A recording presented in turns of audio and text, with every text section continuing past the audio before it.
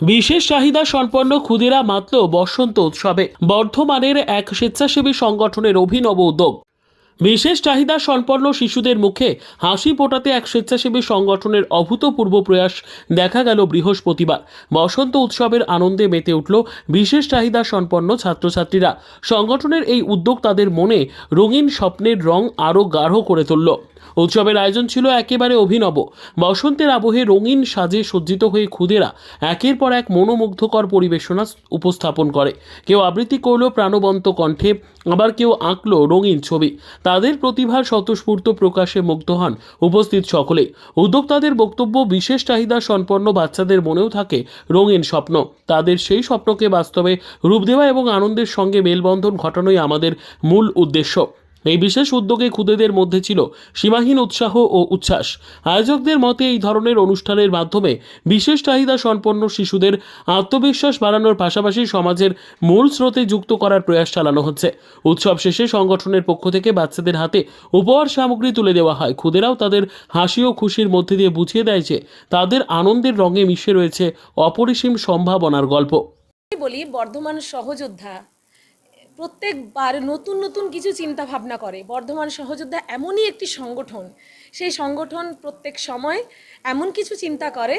আজকের যে চিন্তাটা হয়েছে, সেই চিন্তাটা হয়েছে ব্লাইন্ড একাডেমি পূর্ব বর্ধমান জেলার বিশেষ চাহিদা সক্ষম শিশু তাদেরকে নিয়ে হয়েছে। তো আমাদের এই ভাবনাটাই ছিল যে রঙিনভাবে তাদের সঙ্গে আমরা বসন্ত উৎসবে মেতে উঠব। তো এই ভাবনাটা যখনই মাথায় আসে তখন আমরা চিন্তা করি একটু আলাদা।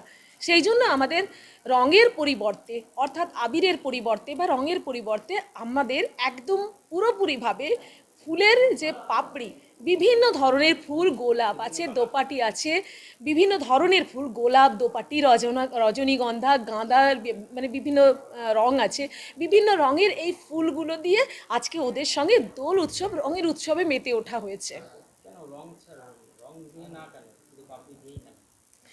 এটা বললাম না, একদমই আলাদা চিন্তাভাবনা, এবং এই চিন্তাভাবনাটা একটু আলাদা কেন, যাতে আনন্দ অন্যভাবে আমরা ভাগ করিনি, প্রকৃতির সাথে মিশিয়ে এই আনন্দটা ভাগ করতে চেয়েছি।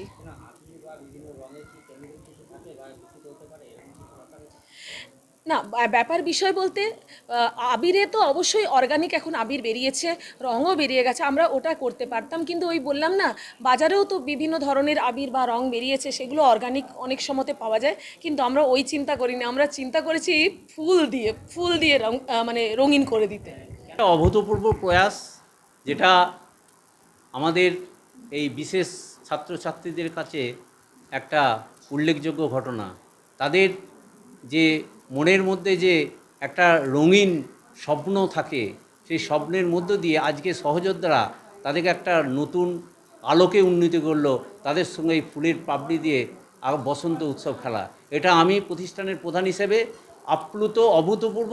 তাদেরকে মানে ধন্যবাদ দেওয়ার মতো ভাষা আমি আমার খুঁজে পাচ্ছি না, এবং তাদেরকে আমি বলবো যে আপনারা এদের পাশে আছেন, থাকুন, এবং আমরাও এদেরকে এক নতুন দিশায় যেন নিয়ে যেতে পারি।